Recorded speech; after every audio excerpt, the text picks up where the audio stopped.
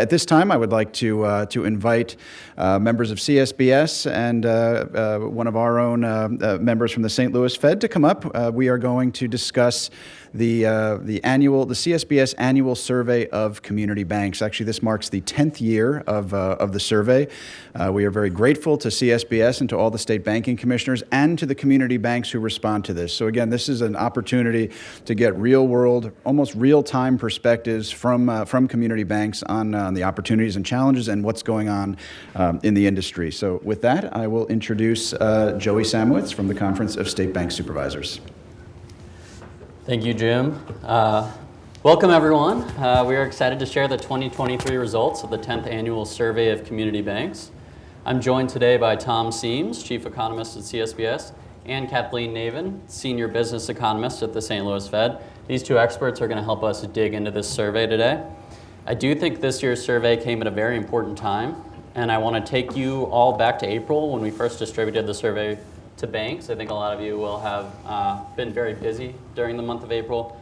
We were just a month removed from the closures of Silicon Valley Bank and Signature Bank. There was still turmoil in the banking sector as we watched regional banks experience a roller coaster in public markets. The federal funds rate had just been bumped up in March, and the Federal Reserve had just taken historic action to help stymie contagion with the Bank Term Funding Program. That list was just a microcosm of what was happening, but it illustrates the point. Bankers took this survey at a tumultuous time, and even with all of that going on, we had 462 community banks that completed the survey. As I looked at my remarks from last year, I was reminded that in last year's survey, we removed pandemic-related questions for the first time in a couple years. I share this because it serves as a reminder of the wild ride that the banking industry has had in the past few years, and our community banks have weathered these storms and showed resiliency in the face of hard-to-predict events. For this year's survey, we focused on current banking conditions, rising rates, regulatory risk, and technology, including crypto and cybersecurity. It's great to be with you all today and see so many familiar faces in the audience, many of whom contributed to this survey. We ask that you hold questions until the end to allow for the survey results to be presented in full. I'm going to get us started by sharing key findings before I kick it over to Tom and Kathleen to go into the details. So what are some of the key takeaways? So net interest margins, cost of deposits, and core deposit growth rank highest in external risks facing community bankers. Bank market competition is the largest challenge for core deposit growth. Regulation remains a high concern for community banks, especially in light of the regional bank events in March. Cybersecurity remains the top internal risk facing surveyed banks, followed by liquidity and staff retention. And the majority of banks place high importance on adopting new and emerging technologies to meet consumer demand, while very few express interest in cryptocurrency services. So with that, I'm going to pass it over to Kathleen. Thanks, Joey. So first I want to begin with just a thank you for everyone being here, and everyone here should have a copy of the CSBS annual survey in their packets. And for those joining us virtually, the link is now live, and I'll be providing it at the end so you can get more detail. But just to highlight some of those key findings in more detail that Joey mentioned.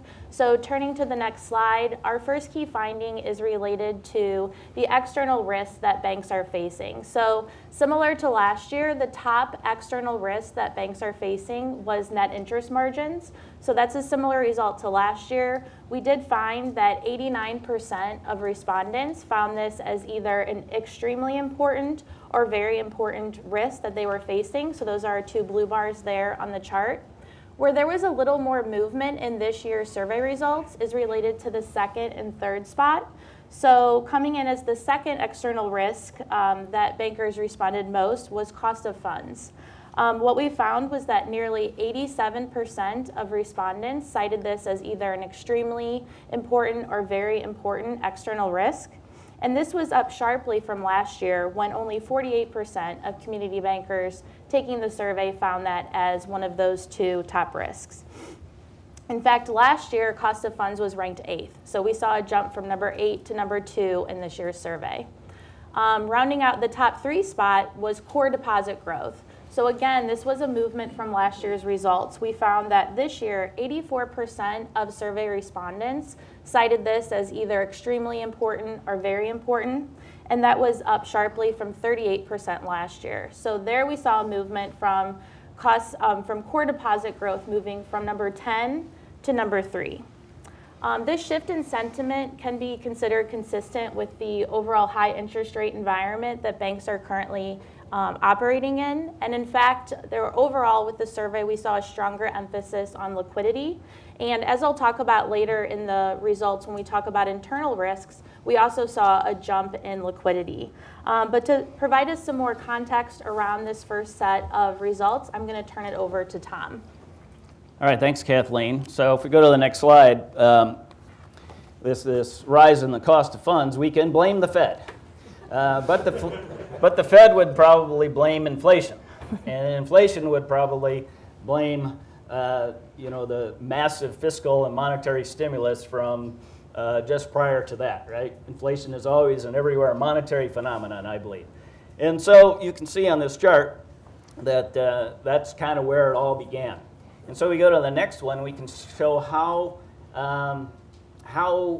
severe, maybe, I don't know what the word would be, but the pace and the length of the interest rate increases have in this tightening cycle is in line really with what happened in the late 1970s. And so we're about 578 days into this tightening cycle right now, and you can see how much interest rates have increased during that time. And of course, next chart will show you that that's had a big impact on interest rates across all spectrums, all maturities. And some of that is kind of having the results now in some slower growth, and some of it still is to come, I believe. And so then the next chart shows you then those net interest margins, and you can see the huge rise there in both the cost of funds and the earning assets in order to try to just maintain the current margin. So that's the challenge. And it's not just the challenge, on the kind of the lending side and the yield on the assets and so forth, but the next chart will show you that it's been a huge complication for the securities portfolios to maintain the values or to not have those losses come up. So that's kind of the story about the net interest margin.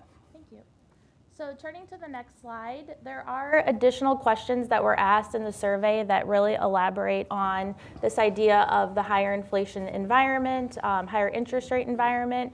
And so looking at one of these questions that I wanted to point out, banks were asked, how would you rank the following effects of inflation on your bank in terms of impact? And the majority of respondents noted the higher cost of deposits as being extremely impactful when thinking about inflation, so 64%. Higher personnel expenses were also cited by 17% of respondents as extremely impactful. So there we're seeing that influence of inflation on the survey results again. And I will note there were additional questions on inflation. Overall, about 3/4 of survey respondents saw that inflation was likely to persist. But interestingly, of those who saw it as likely to persist, there were still over half that thought it would be manageable. And overall, generally, bank respondents saw inflation returning to the 2% objective of the Federal Reserve, either in 2024 or 2025. So something to keep in mind. Another special question, if we go to the next slide, related to this conversation around deposit flight. So this year with the special questions, we had the opportunity to dive deeper into some of the issues that we saw surrounding the bank stress that occurred in the spring. In this context, banks were asked, to what extent are you concerned about deposit flight? Overall, bankers expressed an elevated sense of concern regarding deposit flight, with nearly 39% noting they were either extremely concerned or very concerned, and an additional 33% noting they were moderately concerned. So continuing that conversation around core deposits, banks were also asked, how important are each of the following potential challenges to attracting and retaining core deposits? And the number one answer there was bank market competition. So this had the highest share of survey respondents noting that it was either extremely important or very important, with 80% of respondents. Indeed, elsewhere in the survey, we asked banks about competition by different loan types, different service lines, product types. And here we saw that, similar to last year, both transaction deposits and non-transaction deposits, the community banks taking the survey cited that other community banks were their primary competitor. So we're seeing that discussion around deposits there. And when thinking about this general theme of deposit growth and also just looking for general sources of liquidity, we also asked about wholesale funding sources. The largest share of respondents noted that public funds were the main source of alternative funding sources, with 86% currently using those. That was up from 21% last year. Coming in at second were the Federal Home Loan Bank advances. Again, we saw an increase from last year, so 72% of respondents currently utilizing those alternative sources of funding, up from 60% last year. Also, kind of filling out the top four, brokered deposits and federal funds purchase or repurchase agreements were also popular sources of alternative funding, with 46% and 43% respectively. And these were also up from last year. So overall, seeing that increase from last year across those different types. I'll also note that in the survey, we also had the opportunity to question 5 bankers on 5 special questions. So in the back of your survey, you'll find a lot more color, a lot more narrative around these topics related to deposits, liquidity, and also regulation. So that brings us to our next survey finding. So in the main survey, it was asked, to what extent are you concerned about the regulatory response to the banking issues that arose in March of 2023? So if we go to the next slide, we'll see that roughly 64% of respondents said that they were either extremely concerned or very concerned, while an additional 28% said they were moderately concerned. And indeed, regulation continues to be a top external risk. So before we focused on the top 3, but actually coming in at 4th was regulation, with 80% of respondents saying they were either extremely or very important. Regulation was either extremely or very important in terms of risks to their bank. And with that, let me turn it over to Tom for some additional insights on regulation. Yeah, thank you very much. So it was certainly regulation concerns were heightened, obviously, earlier this year. But it's kind of been my experience that bankers are almost always concerned about a greater regulatory burden that might come their way. And this chart is from our Community Bank Sentiment Index. It's a quarterly survey that we run with community bankers around the country. Those green areas on the chart from 2021, the yellow are from 2022, and the last couple of quarters are shown in the red and whatever that other color is there. But anyway, the top concern from the second quarter was government regulation. And if you look back over time, it's always been one of our big concerns among community bankers. Some of the other top concerns, there's generally 5 that have been rising to the top recently. It's government regulation, cyber attacks, inflation, the federal debt deficit, and the cost and availability of labor. Thanks, Tom. So turning to our next key finding, and this kind of continues on that conversation that Tom just mentioned with, one of the key things that bankers are looking at and concerned about always is related to cybersecurity. But just to kind of take a step back and think about technology more broadly, if we go to the next slide, we'll see that one of our key findings was that bankers continue to prioritize the adoption of new and emerging technologies. So we asked, how important is that adoption for meeting customer demand? Only 1% of those surveyed said this was not at all important. The majority, at 60%, said it was either extremely important or very important, with 31% additionally saying it was moderately important. So we're seeing that emphasis on adopting new and emerging technologies. But interestingly enough, if we go to the next slide, what we saw in this year's survey is less interest around cryptocurrency services. The question was asked both this year and last year about how important is meeting customer cryptocurrency needs at your bank. And we saw that this dropped in terms of importance quite a bit this year. So 73% of survey banks said this was not at all important, and this was up from last year of 51%. Indeed, when asked about who's offering these crypto services, nearly all of the survey respondents said they were not currently offering them, and 92% did not expect to offer them in the next 12 months. So some interesting findings there in this year's survey.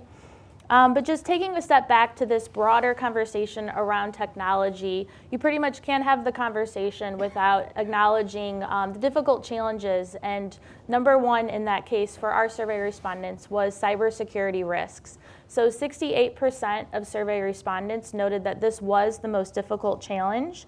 And that brings us to our next key finding, which is related to internal risks.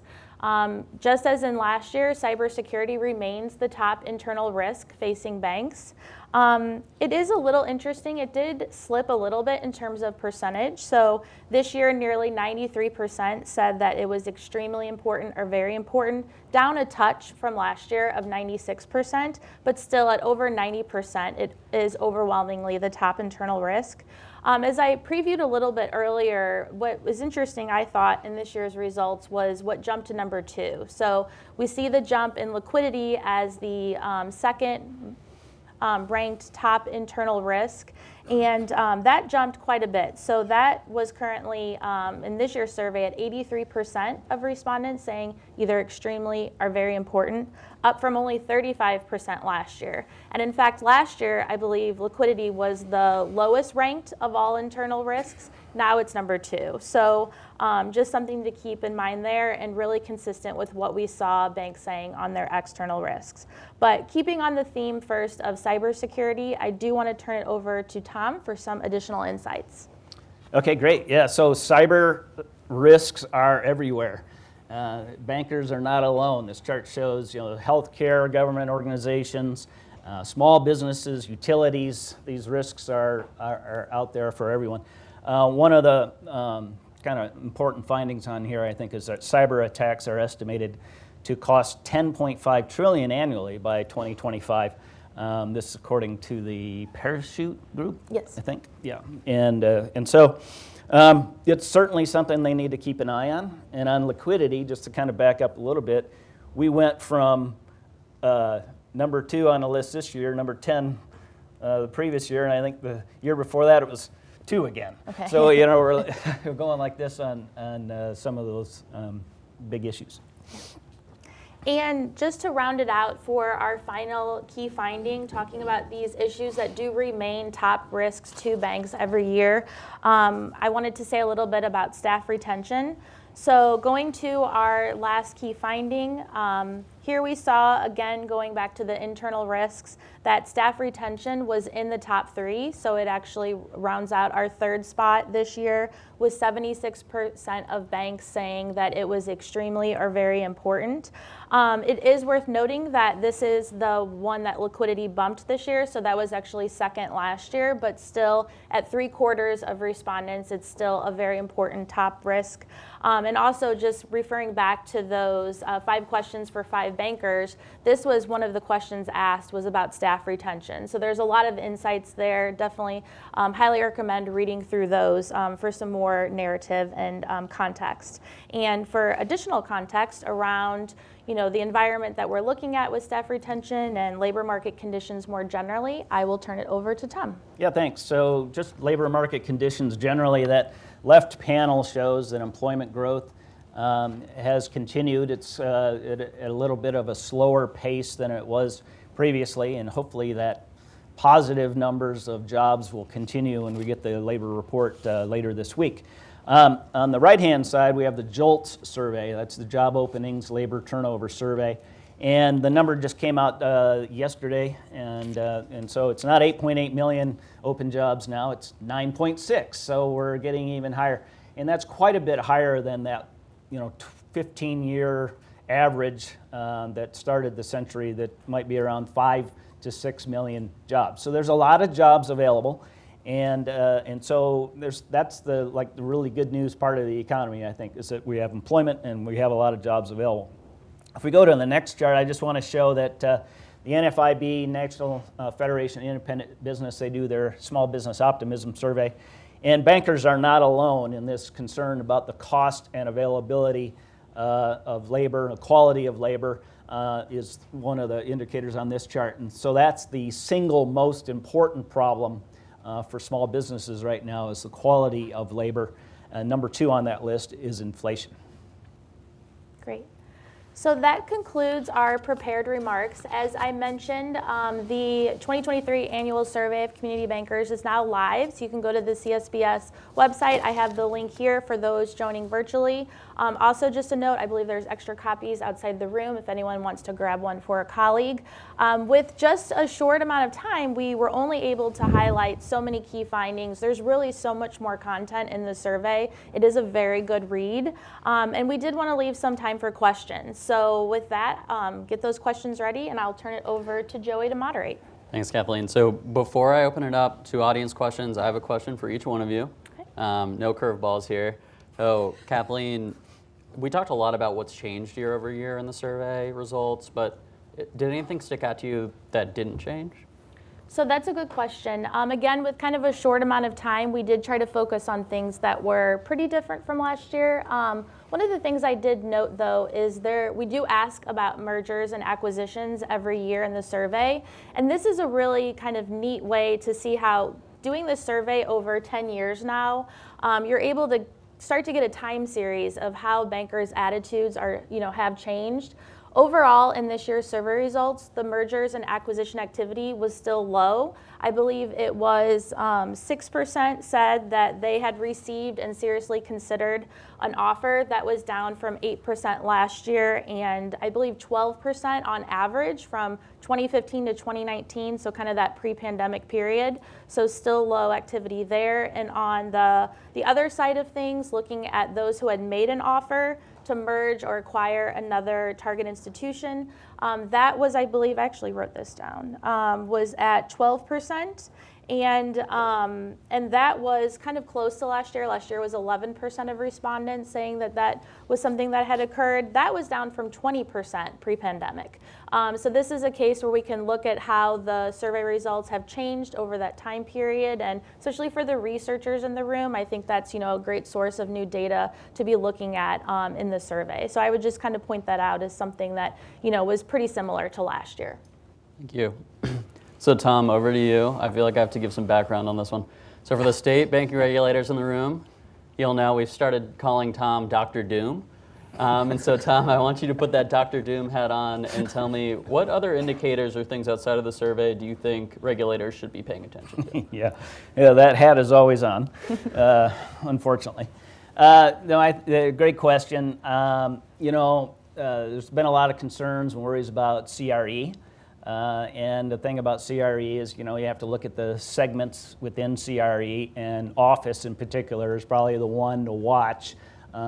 In many of our big cities, the office vacancy rates have gone up, and there's a lot of CRE out there that hasn't repriced, and so that's coming down the pike. And so there's some concerns there.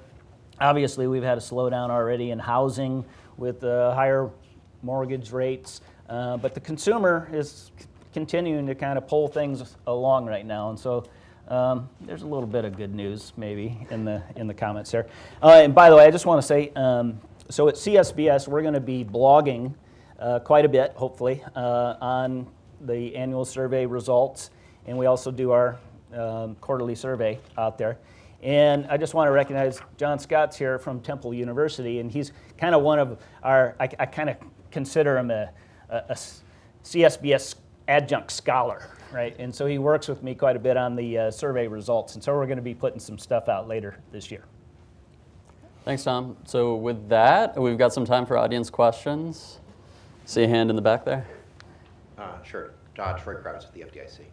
I have a question about the climate results, and acknowledging that it's perhaps difficult to disentangle responses from political views. I was wondering if you guys have a sense as to, and you can see it in your data, that the decline, the respondents indicate less and less concern about climate-related financial risks over the years. And do you get a sense as to whether that's because they think it's less of a risk to their operations, or because they've begun taking steps to insulate their operations from climate-related financial risks? So that actually, this is from the CBSI survey, right? Because I don't think, Yeah. did we ask that in here? And it was ranked lowest on the external Okay. risks. So what was the numbers on that? So about 3% viewed it as extremely important and about 11% very important. Yeah, and we asked kind of that similar question with the number of concerns, kind of what keeps you up at night in the quarterly survey, and climate risk has come in last on that as well. And I think that banks are, they know that climate challenges exist in their markets. The ag banks know that there's going to be problems here and there, and they plan for these kinds of things. What I think maybe they would be concerned about is if we called it climate policy risk or something like that, right? So that's the kind of, I think, a big differentiator between what we're seeing and what you might be hearing. Any other questions?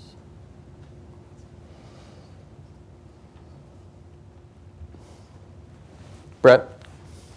Just a clarification on the 10.5 trillion annual cost, cyber-related. I presume that's worldwide Yes. impact, not just you. It is global.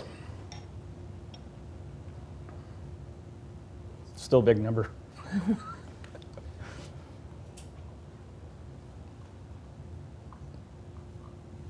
And we do have a break coming up, I believe, so if any of you have questions and just maybe don't want to ask them in front of everyone, we'll be available. I'm definitely looking forward to hearing your questions. And like I said, there's so much more content in the survey. We only had a limited amount of time. We wanted to leave time for questions, so definitely read up, and I look forward to talking more about it over the next 2 days. So thanks so much. All right, please join me in thanking Joey, Kathleen, and Tom.